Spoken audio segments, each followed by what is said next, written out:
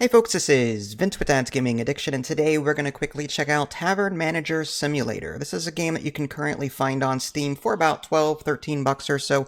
I covered this game back when it was available in its prologue state. Now the game is actually released to the general public, and we're going to take a final look at it and see what it's all about. Settings menu are pretty standard. Just pause if you want to see any of this in greater detail. There's also Twitch integration, so if you like that kind of thing, then by all means, link up. I'm going to go ahead and continue where I left off. I had to start over from scratch because the prologue version was bugged out and I couldn't progress any further. So I had to kind of redo everything and get back to where I was, and I even progressed further than that.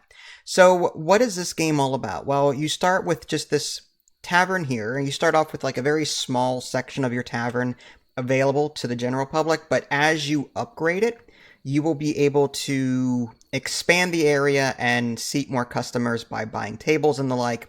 You'll also be doing basic things like sweeping up, like for example, people will walk in and create messes. You can use your broom to sweep up after them. These are my magical fairies. They can be assigned to various tasks, but they don't typically get unlocked until much later. So this is about, I want to say, 3 hours in or so. And if you want to quickly see the tree as far as like progression, you start at Tavern level 1, and like I said, as you purchase these upgrades with gold, you'll be able to get further into the game. I have not gotten to this yet, so there are some features to the game that I have not seen. I can hire assistants. There's some other things, more fairy helpers. I only have the 3 right now, but it looks like I can get more than that. Unique guests, new furniture. So it looks like there's a lot to do here, and I'm already enjoying what I've seen so far. There's also a delivery section where you can buy raw resources. So if I want to get some, say, beer, for example, or some sausage, you'll be unlocking more as you play the game. Magic dust is used to feed the fairies because you do need to, I guess, instead of paying them money, you're feeding them to work for you. There's also just a tavern overview. You gain reputation over time as you do things. There's also a time of day. So pretty standard stuff. You can take out a loan here as well at the nearby safe. I'm sure there's a cost to that. If you close your bar, there's a little sign outside. If you close that, you can sleep at night. At night, not that many customers come in to do things, to buy from you. Now, as far as the different tasks that you can perform, again, you start off being able to pour beer. Oh, nice. Okay, so let's go ahead and do that now. It's just a little mini game. You click and hold and then let go when it gets to the green area, and then it's a perfect pour. And that's what that sparkly means there. Over time, you unlock sausage, and it's just you click and hold to hang them up, and then you can serve those to customers as well. Over time, you get soup, and to make soup, you get a bucket of water from outside, which... you know what, let's go ahead and get one for the cleaning station. You'll have to wash dishes manually until you get the magic fairy helpers to do that. And you can actually assign fairies to certain tasks as well. But clicking and holding, that is the worst. It just makes me dizzy every time I do it. I wish there was a different way to do that. But anyway, I'm going to bring this bucket in, pour it into this thing, and now that blue water thing is up. I'm going to go ahead and click and do this manually. For every dish that you do, click and hold and just sort of move around in here. It washes 2 dishes. But I have assistance, so I'm not going to do that. These are the fairies here. And again, you can feed them the magic dust, and you can assign them to different stations. Dishwasher, waitress, cook, and they even level up as they go too. And you can actually see this dishwasher is level 5, this waitress is level 4, and so on. Although there's a bug, like sometimes they just don't do anything, and you kind of have to reassign them to that task to get them to move. I don't know if it's just a me problem or what. Cleaning up is fairly easy. There are going to be tables that need money picked up and the like. Let's go ahead and clean this up real quick. The cleanliness bar is on the top left there, underneath my money. That's the little green/red bar. You want to keep that as red as possible. A delivery just arrived. I just ordered stuff, so it's come back out here. Collect that, bring it inside the warehouse, boom. And let's go ahead and make some soup. I thought I had a bucket of water sitting here, but I don't. Let's go ahead and get another one. There's a toilet back there. On occasion, you have to clean it via a mini game, which is, again, annoying. Let's go ahead and click and hold and rotate. I hate that. That minigame is the worst. Let's go ahead and bring that over here. And you have to get raw vegetables for this part, which I already have. And you also have to cut wood to put this furnace on. I had wood sitting here, but I guess when you save the game and exit, all of your cut wood and all of the water that you had kind of go away, which is unfortunate. Just click, click, click. All right.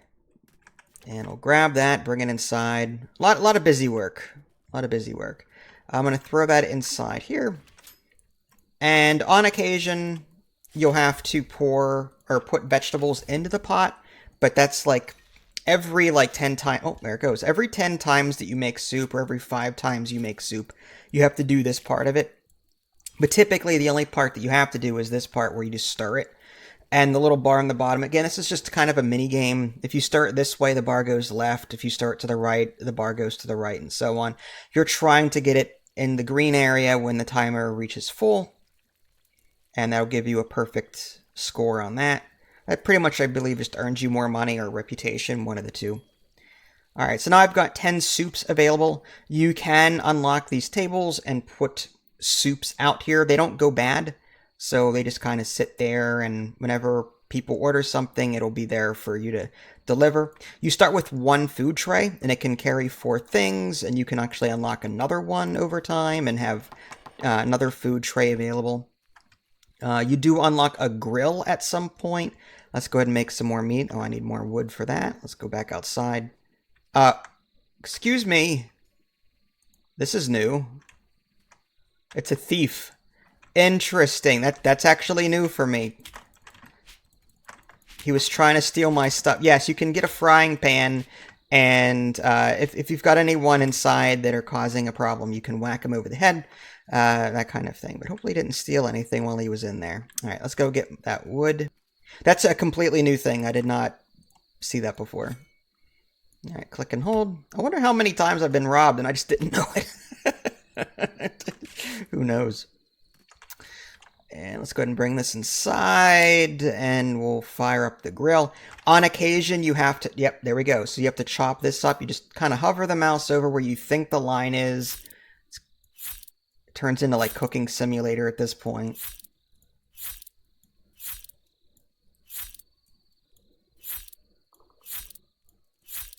It seems to like line up automatically if you're in the general vicinity. All right, then you got to tenderize it.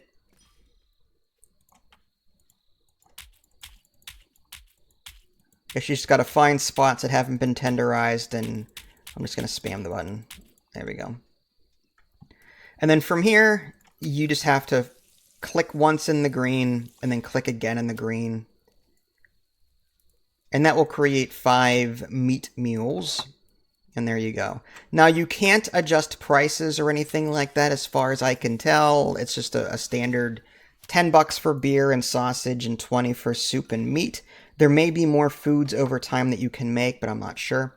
Now, I do have 5 raw meat that I could cook with, but I don't have any clean dishes. And I believe...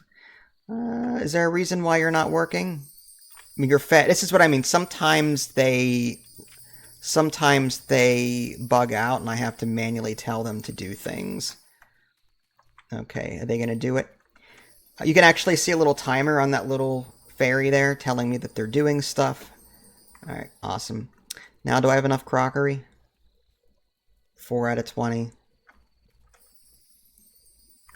Yeah, 5 out of 20. Okay, so we can do one more time. And it's beneficial to do as much as you can in one go, because fire does go out over time, and it's just best to, while the fire's lit, just to cook as much as possible, because there is a timer associated with that. And typically this game is quest-based in the sense that if you look on the right, it'll give you a current task, and in order to upgrade to the next level, typically you have to complete tasks and have the money available to do it. Apparently there's wine that I have not seen yet, cheese shelves that I have not seen yet. So there is, again, some new foods that I have not seen. But for the most part, this is everything that the game has to offer. And the only downside to this game is that it's single player. Ale and Tail is going to be coming out soon, and that's co-op, and I'm looking forward to that. This game is fine, don't get me wrong. This will keep you busy if you don't have any friends.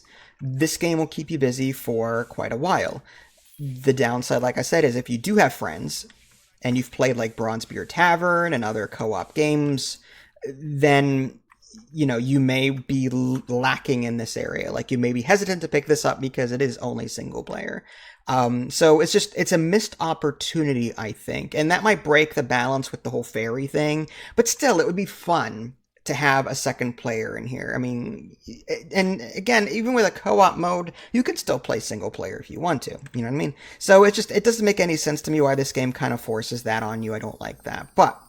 It is what it is. It's single player and it's 13, 14, 15 bucks, something like that. So I still recommend it. Go check it out. This will give you hours of entertainment and it's just something to do. Like I've been watching Star Trek while playing this game, just sort of messing around, unwinding, relaxing. It's chill when you don't have a whole lot of tables out. You can move tables around after the fact. If you don't have a whole lot of tables, then you'll have a limited number of customers, and that's when it's kind of chill. But the more tables you add, the more people that are potentially could come in, and that's when it gets a little hectic. But hey, that's what these magical fairy helpers will help you with.